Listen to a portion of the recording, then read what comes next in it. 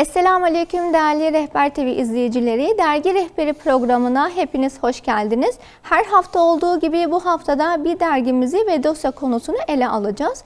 Bu haftaki dergimiz Nisanur dergisi. Dosya konusu insani değerler olan derginin bu mihval üzerine yazılan önemli yazılarını ele alacağız inşallah. Bu haftaki konuğumuz Nisanur dergisi medya temsilcisi Hacer Yar hanımefendidir. Hacer Hanım, öncelikle hoş geldiniz. Nasılsınız? Hoş bulduk. Çok teşekkür ederim. Sizler nasılsınız? Elhamdülillah, sizleri gördük, daha iyi olduk. Hacer Hanım, ben neden insani değerler diye bir giriş yapmak istiyorum. Nisanur dergisi bu ayki dosyasına neden bu ismi verdi ve okuyucusuna bu isim ile, bu başlık ile ne vermek istiyordu? Evet, öncelikle çok kıymetli Rehber TV izleyicilerini Allah'ın selamıyla selamlamak isterim. Sözümüze sözlerin en güzeliyle başlayalım inşallah. Evet, sizin sorunuza geçmeden önce Nisanur dergisini bir nebze tanıtmak sanırım daha yerinde olacaktır. Lütfen. Evet, Nisanur dergimiz aylık olarak yayın hayatına devam eden bir dergi. Kültür, yaşam ve aile üzerine oluşturulan bir dergidir.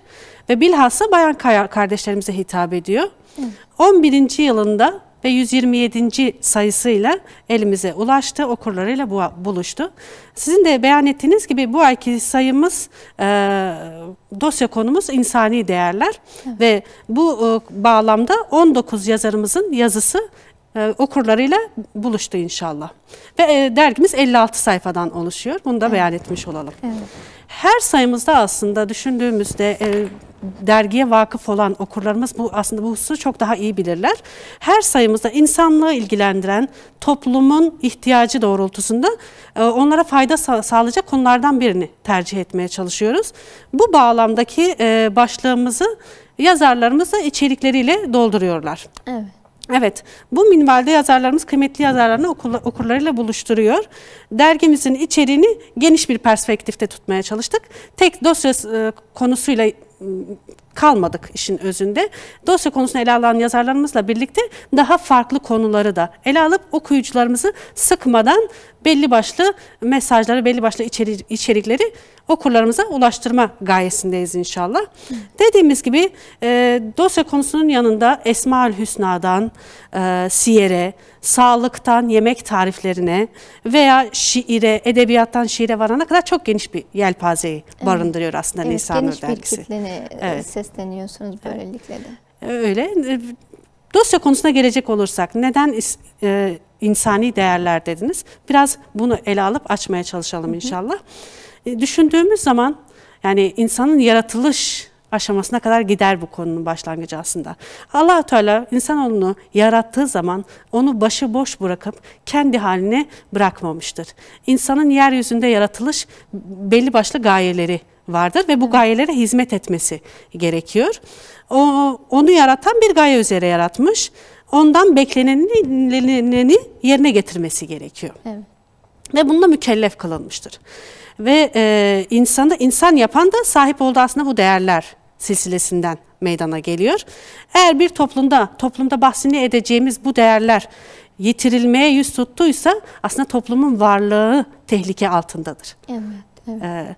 Ve çökmeye ve çözülmeye başlamıştır diyebiliriz aslında. İnsani değerler dediğimiz kavramın içi aslında çok geniş.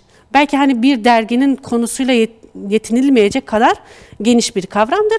Bizler elimizden geldiğince, gücümüz yettiğince belli başlı başlıkları ele almaya çalıştık. Ve bu başlıklar nelerdir? Derginin içerisinde bu başlıkların hangileri ele alınıyor diye soracak olursak da sevgi, saygı, insanlar arası ilişkiler, güvenilirlik gibi kavramlar dergimizin içerisinde var. Ve elbette ki adalet kavramına da kısmen aslında değinilmiş oluyor. Evet.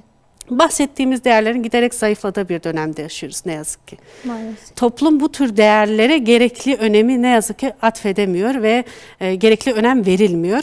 Ve bu hususu göz önünde bulundurduğumuzda da daha fazla gündem edilmesi gerektiğini aslında bizler anlamış oluyoruz. Ve bu bilinçle aslında yola çıkmış oluyoruz. Evet, Şu an baktığımız zaman toplumda bu değerlerin maalesef yitirildiğini görebiliyoruz. Evet. Toplumda saygı, sevginin aslında çok böyle az seviyeye indiğini ve bunun için toplum olarak ne yapabiliriz peki biz? Bunun en azından tekrar kazanılması için bu yazılar buna vesile olan yazılar mı? Yani evet. bir yerde okuyucusuna bu konuda bilinç veren yazılar olduğunu düşünüyoruz, evet. Ve sizce de öyle mi? Elbette ki öyle. Aslında işin başlangıcı sorunun tespitiyle olması evet. gerekiyor. Bizler burada sorunu ve soruna çözüm yollarını sunuyoruz. Tabii ki uygulama metodu bireylere evet. düşüyor. Burada bizlere, fertlere vazife düşüyor. Yani evet. toplumda ne bozuldu diyecek olursak da yani aslında göz ardı edilmeyecek bir hakikat var ki ortada, sevginin yerini nefret günümüzde daha bir revaçta. Ve onunla birlikte saygının yerini duyarsızlığın aldığını görüyoruz. Merhametin acımasızlığa, ben merkezciliğe döndüğüne şahit oluyoruz. Sabrın yitirilen bir değer olduğunu, tahammülsüzlüğe büründüğünü ne yazık ki görüyoruz. Ve adaletin yerini de çıkarcılığın, kişilerin kendi çıkarlarını öncelemesini dönüştüğünü ne yazık ki şahit oluyoruz. Ve bu minvalde yol gösterici olacak yazılara yer vermeye çalıştığı yazarlarımız. Evet, çok güzel.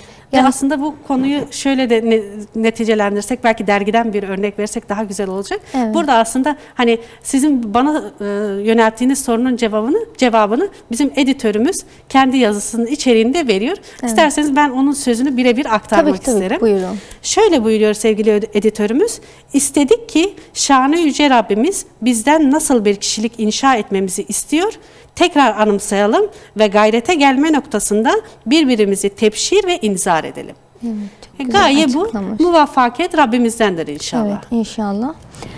Peki hocam, yazılara baktığımız zaman yazılarda bir paralellik oluştuğunu görebiliyoruz. Hepsi birbirine uyum içerisinde, birbirine denk bir şekilde olduğunu görebiliyoruz. Yine bu mihvalde Rana Çeçen'in mümin güven verip güvende olandır, Sümeyra Yılmaz'ın toplum ile dayanışma içerisinde olmak yazıları ele almışlar. Bu yazıları nasıl tespit ediyorsunuz? Tespit noktasında neler yapıyorsunuz? Bununla ilgili biraz konuşmak istiyoruz. Evet. Bildiğiniz üzere yayın kurulumuzun titiz bir çalışması neticesinde bu dergi ortaya çıkıyor. Evet. Ve bu konu başlıklarını genellikle yazarlarımızla koordineli bir biçimde kendileri karar veriyor. Elbette ki toplumumuzun ve insanımızın ihtiyaçları doğrultusunda bu başlıklar belirleniyor ve bunlar öncelenerek gereken önem ve tercih sıralamasına geçmiş oluyor. Evet. Evet. Dediğiniz gibi belli başlı yazarlardan aslında dosya konusunu bizler ele alabiliriz. Eğer dilerseniz biz hep birlikte bu dosya konusunu ele alan yazarlarımızın yazıları üzerinden birazcık gidersek evet. dergiyi tanıtmak adına daha faydalı olacaktır. Olur, buyurun. Rana Çeçen hanımefendinin yazısı biliyorsunuz güven kavramını ele alan bir yazı oldu. Toplumumuzda çok böyle böyle en düşük seviyeye düşmüş. İnsanlarda güvensizlik oluşmuş, birbirine güven tamamen yok olmuş. Baktığımız zaman kimse komşusuna dahi güvenemeyeceğimiz bir zamana geldik. Eskiden komşuluk ilişkisi vardı, arkadaşlık, dostluk, bu ilişkiler vardı. Şu an biz çocuğumuzu bir komşumuza dahi göndermede sıkıntı yaşıyoruz. Acaba bir sıkıntı olur mu? İyi mi? Farklı bir kişiliğe bürünür mü? Bu konuda maalesef güven kavramını artık kaybetmişiz. Bu yazı gerçekten de şu an toplumun ihtiyacı olan, müminin aslında güvenilir olmasına dayanan ve bu şekilde okuyucusunu yönlendiren bir yazı olmuş. Evet. Size bırakıyorum evet. şimdi. Rana Çeçen hanımefendi dediğiniz gibi güven kavramını iman ile ilişkilendiriyor. Evet. Aslında bizler burada çok önemli bir hususu dillendirmiş oluyoruz ki iman eden, mümin olduğunu iddia eden herkesin sahip olması gereken bir vasıfmış güven. Ne kadar aslında birçok kavramı içini doldurmadan öylece bıraktığımızı fark ediyoruz ki iman eden herkes güvenilir olmak zorunda. Evet. İman ettiğini iddia eden herkes güvenilir olmak zorunda ve kamil mümin olmak için aslında İmanın bir gereği, mümin olmak için güven sahibi olmak, emin vasfını taşımanın gerekliliğini aslında bizlere yazısının içerisinde defaatle bildiriyor ki evet. Allah Resulü'nün hayatından da belli başlı anekdotlar bizlere aktarıyor ve aslında düşündüğümüzde Allah Resulü'nün anıldığı ve onun tanıtıldığı en belirgin vasfı nedir diyecek olursak, onun Muhammedül Emin olarak anıldığına şahit oluyoruz. Evet. Yani en fazla belki dillendirilen vasfı hangisidir? Onun emin vasfıdır. Yani güvenilir olma vasfının daha ön plana çıktığını bizlere bildiriyor. Ve onun yine Rana Çeçen hanımefendinin yazısından bir paragraf aktaralım isterseniz. Evet, buyurun. Kamil mümin olmak belli zamanlarda değil, her anda ve zamanda gözü kapalı, tereddütsüz ve amasız bir güven verebilmektir karşısındakine diyor. Evet. Yani bir insanın karşısında bir mümin varsa amasız, tereddütsüz bir biçimde ona güvenmesi gerekiyor.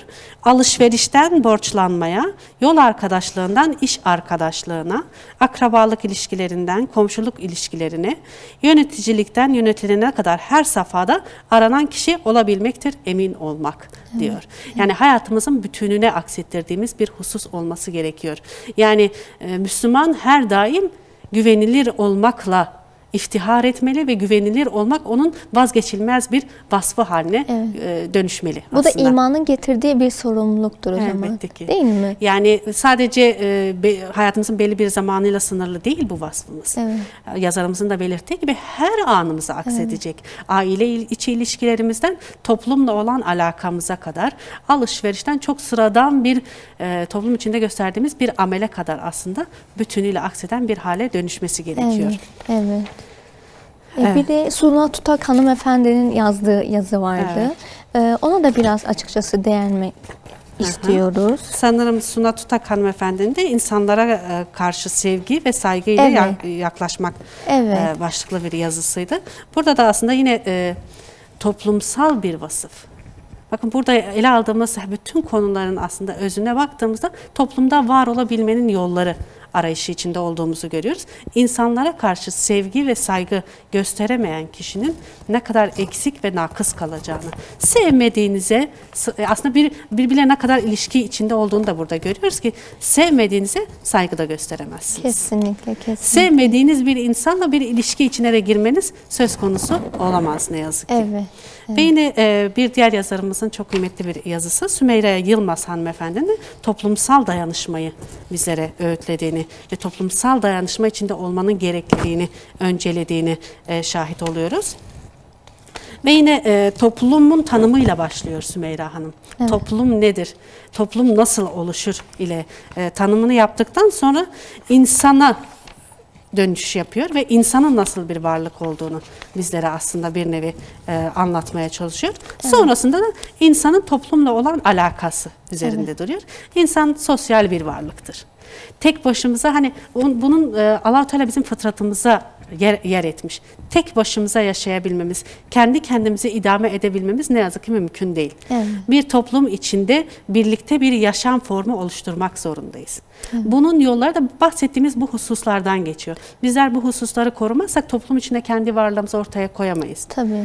Ve toplum içinde var olabilmenin yolları elbette ki sevgi, saygı çerçevesinden geçecek, güven sahibi olmak çerçevesinden geçecek, adalet sahibi olmaktan geçecek. Bu vasıfların hepsi aslında toplum içinde var olabilmenin yollarıdır.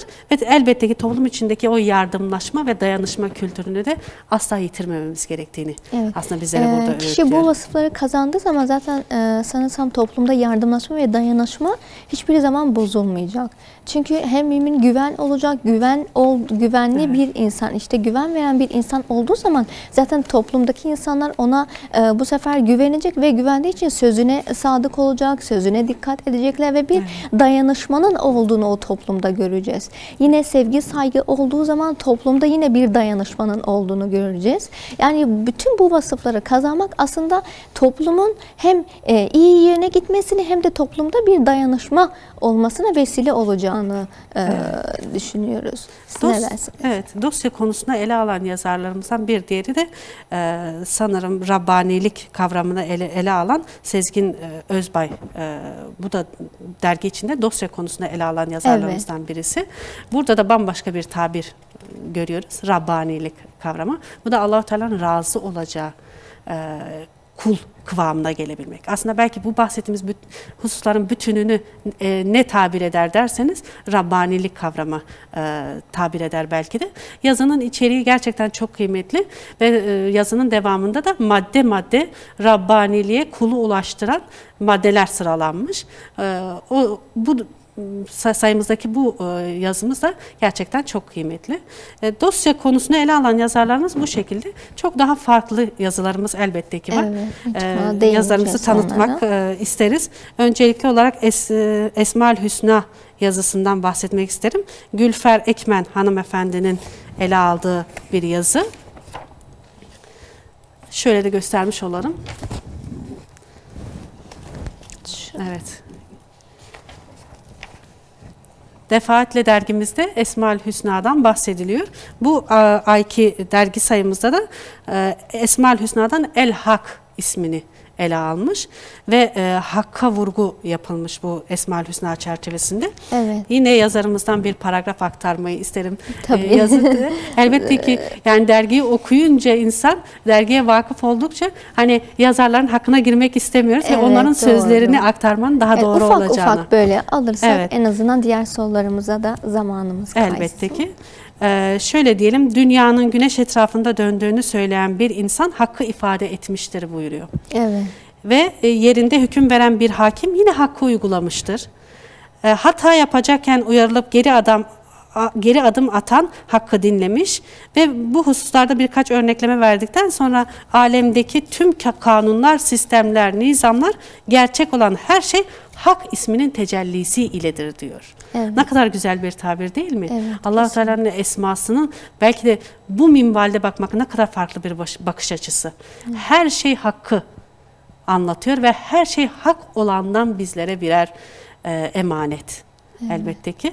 Evet. Ve bununla birlikte yine bir başka yazarımızın yazısına geçecek olursak Asiye Türkan hanımefendinin Sabreden Nezaketle Taçlanır başlığı adı altında bir yazı kaleme aldığını görüyoruz. Evet, aile burada içindeki mutluluk olduğunu, ailedeki sevgi, saygının ne çerçevede olması gerektiğine dair bir yazı yazmış. Aslında ben özellikle de bu yazıyla ilgili konuşmak istiyordum. Size tam böyle üzerine odak noktası yaptınız. Tevafuk oldu.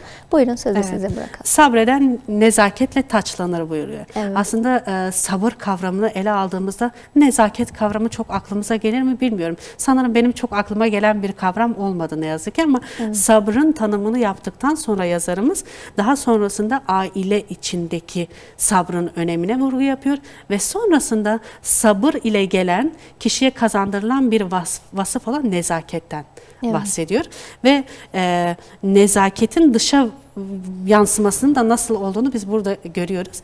Buyuruyor ki diyor sözün zarifçe söylenmesiyle mesela ne oluyor? Şiir ortaya çıkmış oluyor.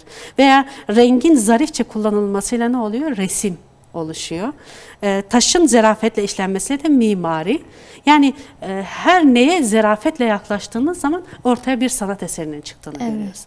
Ve bizler de aslında aile yaşantımızda kendimize dönük o sabrı kullanırsak, sabrı uygularsak, kendi hayatımıza da sabrı doğru bir şekilde yerleştirirsek ortaya çok daha güzel hakikatlerin çıkacağının müjdesini bize vermiş oluyor aslında. Sabır acıdır ama sonu tatlıdır, meyvesi güzeldir. Şu an biz günümüzdeki aile kavramını ele aldığımızda maalesef ki evliliklerde sabrın çok az olduğunu ve insanların işte kişilerin birbirine tahammülsüz olduğunu ve bu boşanma oranlarının yükselmesine sebebiyet verdiğini görüyoruz. Ama aslında çiftler birbirine karşı tahammülkar oldukları zaman, sabırlı davrandıkları zaman o evliliğin huzur çerçevesinde devam edeceği ve Allah-u Teala'nın istediği bir evlilik müessesenin oluşacağı aşikar değil mi? Yani bu böyle olması gerekmiyor mu sizce? Aynen dediğiniz gibi bir de şurada şu yanılgıya düşüyoruz ki sabrı bizler katlanmak olarak görüyoruz. Aslında sabır katlanmak değil. Sabır göstermek, tahammül göstermek. Sabır göstermek işin hakikatine vakıf olmak için bir zaman dilimi tanımaktır aslında. Evet. Hani yoksa elbette ki katlanmak demek değildir sabır. Evet, kesinlikle. Ve onun içindeki neticesi aslında bu kadar güzel. Evet, dediğim gibi sabır, acı ama sonu tatlıdır. Evet. Diğer yazarlarımıza da geçelim isterseniz, böyle yavaş yavaş hani asıl olan dergiyi tanıtmak diyoruz Tamam. ya. Ben şöyle bir başyazıya geçmek istiyorum açıkçası. Başyazıda şu an içinde bulunduğumuz mevsime uygun bir yazı yazıldığını görebiliyoruz. Şu an bizler evet yaz mevsimine geçtik. Çocuklarımız artık tatilde olacak, okuldan uzak olacaklar. Peki biz bu yaz mevsimini çocuklarımıza nasıl bereketli hale dönüştürebiliriz? Onlara en azından günün belli bir saati, belli bir dakikası nasıl kitap okumaya alıştırabiliriz? Onları nasıl kitap okumaya yönlendirebiliriz açıkçası? Bu şekilde devam edelim başlığımızla. Evet. Yani aslında yazımızı okuyan, dergimizi okuyan bir kişi bu bahsettiğiniz hususların hepsine vakıf olacaktır Allah'ın izniyle. Bizler bir nebze değinmekle yetinelim. Başlığımız zaten çocuklarımızı kitap okumaya yönlendirelim diye bir tavsiyeyle başlıyor. Yazımızın içeriğinde konu çok güzel ve aslında bütün tespitleriyle yer etmiş bir durumda. Öncelikli olarak ben şahsi kanaatimi söyleyebilirim ki şunu söyleyebilirim. Çocuklar dünyaya tertemiz bir fıtrat üzere geliyor. Evet. Ve bizler onları doğru minvalde yönlendirip yetiştirmekle mükellefiz. Bizler bu vazifemizin her daim bilincinde olmamız gerekiyor. Evet. Ve bu şekilde hareket edersek de bu hususun da aslında temel yapı taşlarından biri nedir? Elbette ki okuyup okutturmaktır. Yani burada söz konusu olan sadece çocukların okuması değil. Bizler de onlara örneklik sergilemekten asla geri durmamamız gerekiyor. Çünkü neden diyecek olursanız çocuklar söylemlerden çok fiiliyata bakarlar. Evet. Ve fiiliyatı ne yapar? Çocuk kopyalar. Taklit eder. Evet, biz yaparsak çocuğumuz da o zaman Aynen öyle dediğiniz gibi. Biz elimize kitabı almazsak, çocuğa ne kadar işte çocuğum kitap oku, hadi oğlum kalk kitap oku dersek bu söylediğimiz sadece bir söylemden ibaret olur. Evet. Ama bizler ne zaman ki kendimiz örneklik sergilemek anlamında bir kitabı elimize aldığımız zaman çocuk ister istemez o da aynı fiiliyatı göstermek için çaba sarf edecek.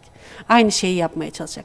Eğer bizler bunu yapmaz, bir televizyon karşısında saatler geçirirsek elbette ki çocuk bizimle birlikte saatler geçirmek isteyecek. Veya daha farklı telefonla saatler geçirirsek o da aynısını yapmaya çalışacak. Evet, yani o zaman biz kitap okumasını istiyorsak kalkıp onunla birlikte okumalıyız.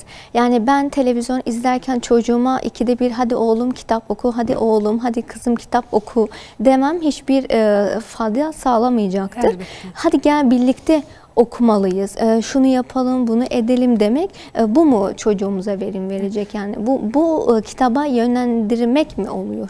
Evet, burada asla bir zorlama söz konusu değil. Yeri gelecek bizler kendi kitabımızdan bir bölümünü hadi oğlum sen bunu bize oku diyerek onu yönlendireceğiz. Veyahut onun seviyesindeki bir kitaptan bize okumasını söyleyeceğiz. Hadi bakalım kitabından bir kısmını sen bugün bizim için oku. Veya ailemiz içinde belli bir zamanımız, gün içinde belli bir zamanımız mutlaka kitapla. Bütün aile olarak kitapla hemhal olarak geçirilmesi gerekiyor. Evet. Çocuk annede de, babada da, kardeşte, abide de aynı şeyi görmesi gerekiyor. Kitap okuyan bir ailenin evladı, çocuğu elbette ki kitap okuyarak yetişecektir. Evet hocam, çok güzel bilgilere değindik. Derginin yazılarıyla ilgili konuştuk. Şimdi ben Mine Turhan'ın yazısıyla devam etmek istiyorum açıkçası ve sözü size bırakıyorum. Evet. Malumunuz olduğu üzere Haziran ayı geldiği zaman şu hususa değinmeden geçersek sanırım çok haksızlık etmiş olacağız ki Haziran ayı içerisinde Allah Resulü'nün vefatının yıl dönümü de denk geliyor. Bu sebeple Mine Turhan hanımefendinin Yüce Allah seni özlüyor ya Resulallah başlıklı çok güzel bir yazısı var. Evet. Ve yazının içeriğinde Allah Resulü'nün vefat anlarına şahitlik edilen dönemlerde sarf ettiği sözler, hal ve harekatı bizlere örneklik teşkil etmesi açısından çok güzel ve detaylı bir yazı olmuş. İzleyicilerimize de okumalarını tavsiye ederiz. Ve ölüm hakikati üzerinden gitmişken dergimizin içerisinde şöyle bir yazımız daha var ki Elif Yüksek hanımefendinin kaleme aldığı Ölümün Şakası Yok başlıklı bir yazı. Evet. Buradan bu yazının kaleme alınmasındaki sebebi de inşallah dile getirilmiş olalım. Malumunuz Elif Yüksek hanımefendi çok yakın zamanda validelerini Dar-ı Beka'ya uğurladılar. Bu sebeple kendilerine tekrardan başsağlığı diliyoruz. Evet, merhameye de Rabbim rahmetiyle muamele etsin inşallah. Bizler de Rehber TV ailesi olarak kendilerine başsağlığı diliyoruz. Evet. Allah-u Teala sabır ihsan etsin inşallah onlara. Yani bu yazının içerisinde ölümle karşı karşıya kalmış bir mümin kardeşimizin nasıl bu olayı aslında kabule gittiğini bizler görüyoruz. Rabbim cümlemizden uzak etsin, böyle bir şeyi yaşamayı kimse dilemez. Fakat bu hayatın bir gerçeği ve burada çok güzel bir örneklik olmuş oluyor aslında. Evet. Evet. O zaman hocam şöyle iç kapağa baktığımız zaman Susa katliamıyla hatırlatan bir görsel olduğunu görüyoruz. Susa katliamı üzerine bir ahdi vefa olarak konuşsak ne dersiniz? Evet. Şöyle sözümüze şöyle başlamış olalım aslında. Susa katliamı nedir? Öncelikli olarak belki hani konuya vakıf olmayanlar için biraz anlatmış olalım. Susa katliamı Diyarbakır'ın Silvan ilçesi Susa köyünde. Tabii Susa ismi Kürtçeden gelen bir isim. Türkçe olarak Yolaç köyünün mescidinde ibadet eden Müslümanlar bundan tam 30 yıl önce 26 Haziran 1992 tarihinde yatsı namazından sonra İslam'a tahammülü olmayan ve İslam ile alakalı her türlü hususu reddeden ve buna savaş açmış olan bir grup PKK terör örgütü militanları tarafından saldırıya uğruyorlar ne yazık ki. Ve bu saldırı neticesinde, bu katliam neticesinde aslında 10 kişi şehit edilirken 5 kişi de yaralanmıştır. Ve 26 Haziran bu olayın bizlere aslında tekrardan hatırlatmasına vesile oldu. Bu ay vesilesiyle de dergimizde tekrardan Susa katliamının yıl dönümü olması hasebiyle de yer vermiş olduk. Evet, ve Şükran Eslem Dağ hanımefendi de bu konuyla alakalı bir şiir bizlerle paylaşmış. Yeri gelmişken isterseniz bir kuple paylaşalım şiirinden. Evet, buyurun lütfen. Şiirin iç kısmından bir kısmını paylaşacağım inşallah. Birrin rızası için çokluğun karşısında dik duran aziz ve güzel insanların şehadet öyküsü. Kahramanlık destanı, dillere pelesenk olunası, mazlumiyetin kanatlandığı, sevdanın en saf hali Susa buyuruyor. Evet. Mazlum coğrafyanın, mazlum insanların vahşice katledilişi, şehit edilişi gerçekten hepimizi yüreklerini dağlatıyor. Şükran Eslem Dağ bu güzel şiirlerinden ötürü çok teşekkür ederiz. Allah kendisinden razı olsun inşallah. Hocam şiirden girmişken bir de biraz daha şiir üzerinde durursak, Ümmü Gülsüm Turan hanımefendinin yazdığı şiirinden birkaç satırda alsak, onun üzerinden konuşsak. Evet, Kürkçü Dükkanı adıyla bir şiirimiz daha var dergimizin içeriğinde. Evet. Ondan da şöyle bir kısmı alalım dilerseniz. Konuştum, kelimeler sıkıldı, sustum, yüreğim sitemkar. Zıttıyla kamil bir hayattan ibaret, çatışmaktan yorulduk nihayet. Sevindim, kapında buldum kendimi, ağladım yine penceremde kuş sesi. Sakladım kendimden bile gerçekleri, sırlarım sana aşikar, nasıl kaçabilirim ki diye. Evet. Çok güzel bir şiir kaleme almış kardeşimiz. Allah kendisinden razı olsun inşallah. Gerçekten çok güzel bir şiir. Hocam bir de tek tipleşen insan başlığında Esra Gülşahin hanımefendinin yazdığı bir yazı var.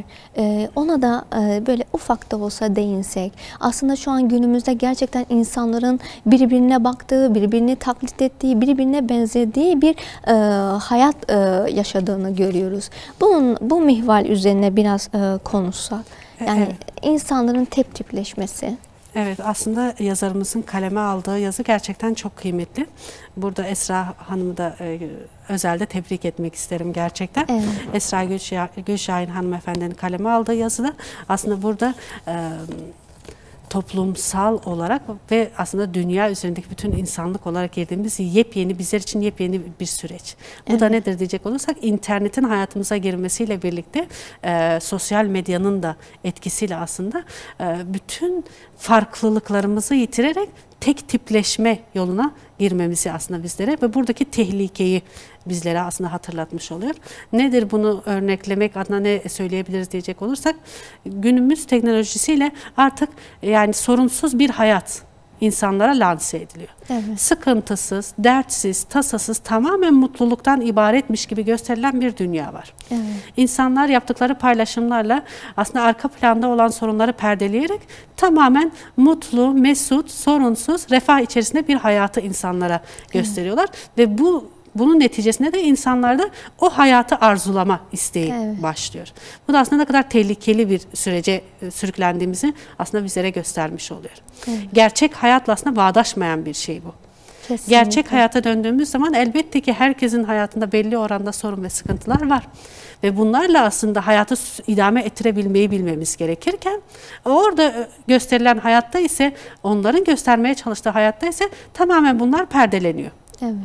Böylece özellikle genç nesilde o hayatı isteme, o hayatı arzulama başlıyor ve neden benim hayatım da onların hayatı gibi değil.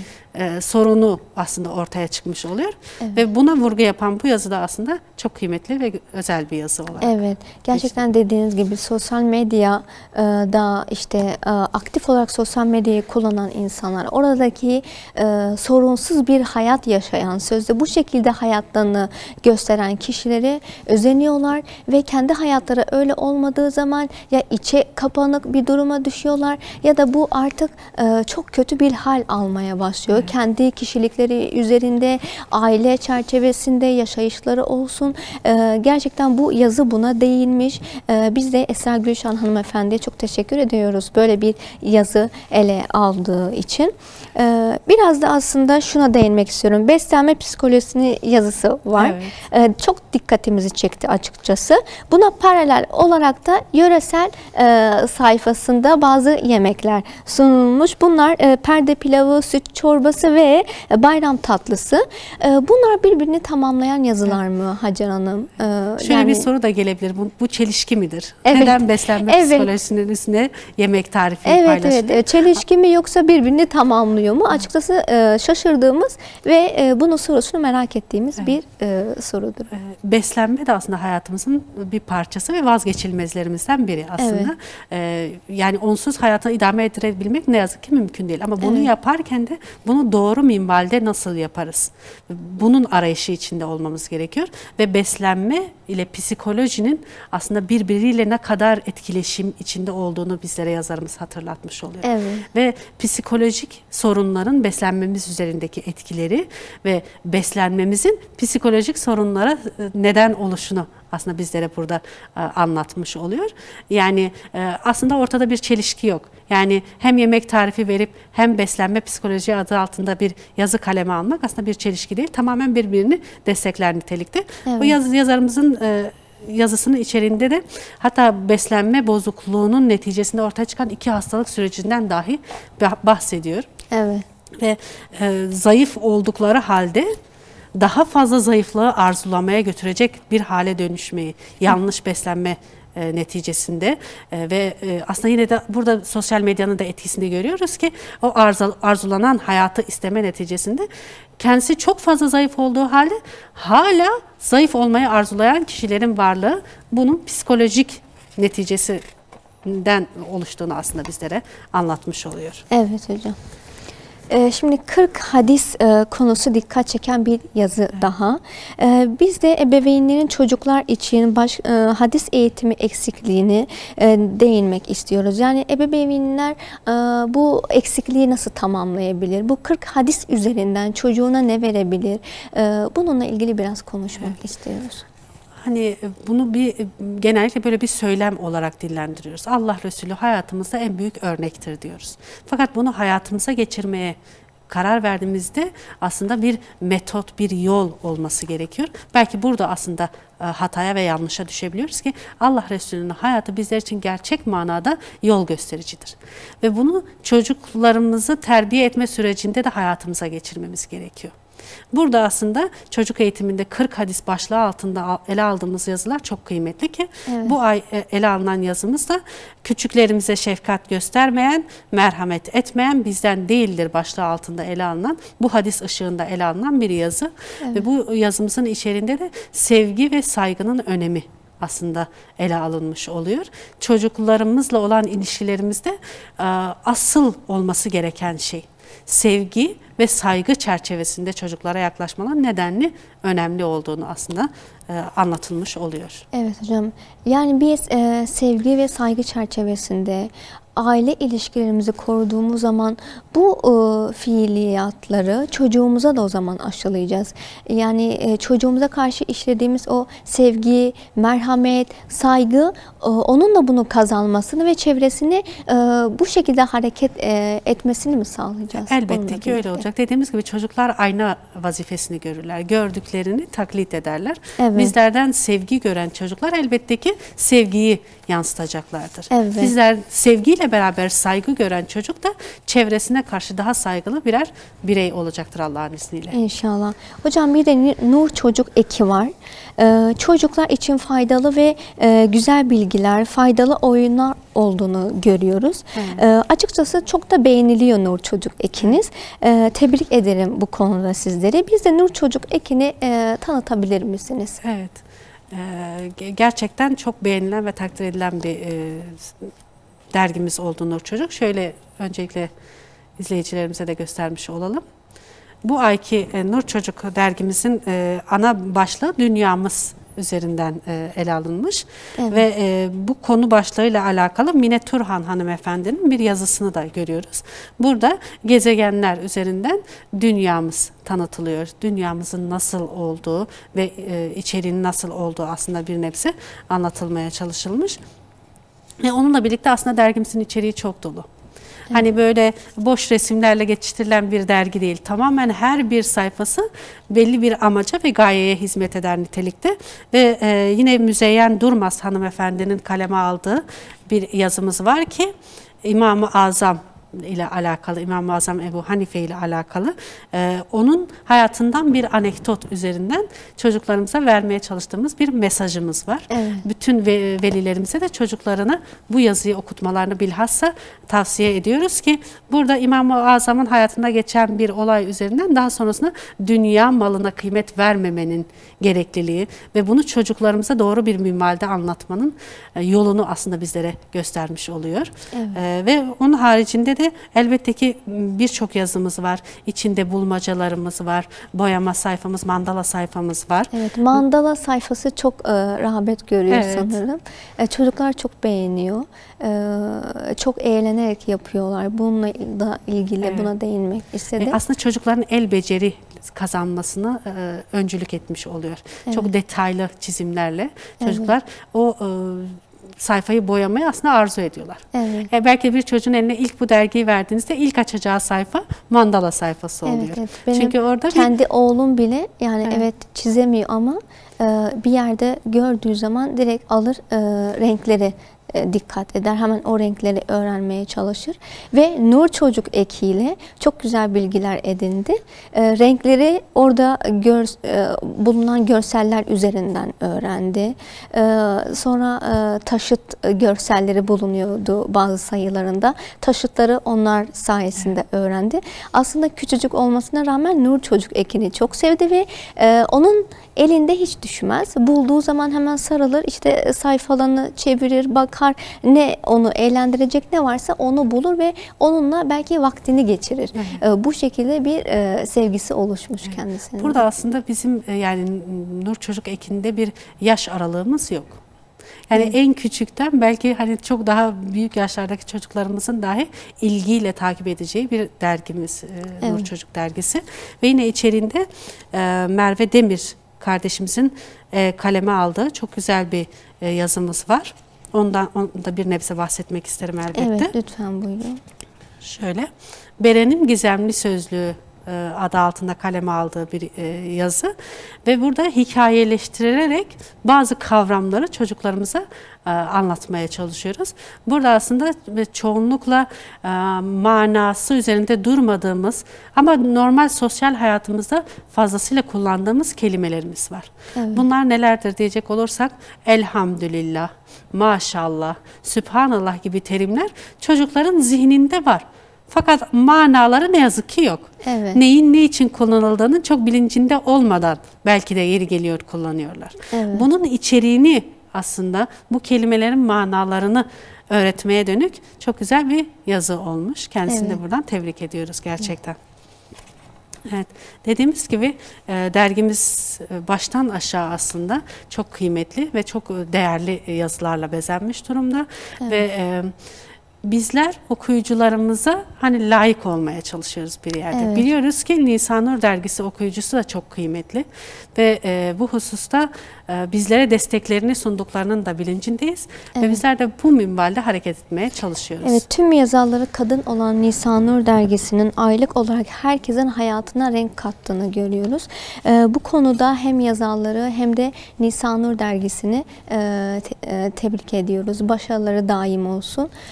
Gerçekten kalemleri ile mücadele eden, kalemleri ile aslında batılın karşısında duran yazarlar olduğunu görebiliyoruz. Yine toplumun eksikliğini bulup da bu mihval üzerine yazılar yazdıklarını görebiliyoruz. Böyle buna değinecek olacak böyle son cümlelerinizi, son söylemek istediklerinizi de aktarmak isterseniz ne dersiniz? Şunu asla aslında ihmal etmememiz gerekiyor. Bu tür faaliyetler yürüten her bir dergi başlı başına çok kıymetli. Ve bununla birlikte Nisanur dergisi de bu şeyde çok farklı bir yer edindi ve aslında başarısını bir nevi kanıtlamış durumda. Ve bunu yaparken de tamamen bayanlardan oluşan bir kadro ile gerçekleştiriyor. Bu da aslında bayanlarımıza örnek olması gereken bir husus. Evet, elbette ki gaye rızayı ilahi. Yani bu dergi için fedakarlık gösteren, yazılar kaleme alan, yayına hazırlanmasına emeği geçen herkes tek gayesi nedir diyecek olursanız tek gaye rızayı ilahidir elbette. Burada herhangi bir maddi bir şey gözetilmiyor. Yapılan birçok faaliyet tamamen Allah rızası için ortaya konmuş durumda. Ve okurlarımızın bu husustaki bizlere sundukları o desteklerinden de onlara karşı müteşekkiriz. Ve bu yolda bizlere yol gösterici olmalarını diliyoruz. Her türlü eleştiri veya her türlü desteklerine de kendilerinden bekliyoruz inşallah. Evet, Allah razı olsun. Teşekkür ederiz. Kıymetli izleyicilerimiz, bir dergi rehberinin daha sonuna gelmiş bulunmaktayız. Başka bir dergi rehberi programında buluşmak dileğiyle Allah'a emanet olun. Esselamu Aleyküm ve Rahmetullahi Berekatühü.